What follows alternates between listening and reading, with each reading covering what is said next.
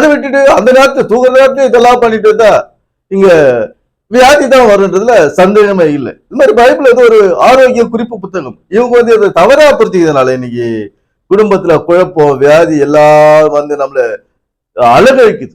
எது எது சமாளிக்கிறதுன்னு தெரியாத போயிட்டு குடும்ப ஒற்றுமையை சமாளிக்கிறது. இப்ப பணம் இல்லைன்னா குடும்பத்துல சமாதானம் இருக்காது, ஆரோக்கியம் இல்லைன்னா குடும்பத்துல சமாதானம் இருக்காது.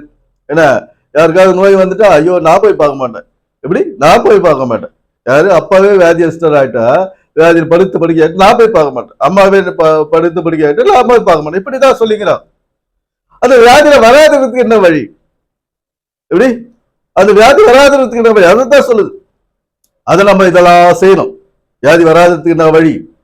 மனிதனுக்கு உடல் உழைப்பு, ஓய்வு, உணவு எல்லாத்தையும் சரியா கொடுத்து உடல் பராமரிப்போடு நம்ம இருந்தோம்னா வியாதி வராது. இது பைபிள் ஒரு சரீர சட்ட புத்தகம். இது சரீரம் எப்படி செயல்படணும் அப்படின்றத இந்த பைபிள் எழுதி வச்சுக்குது.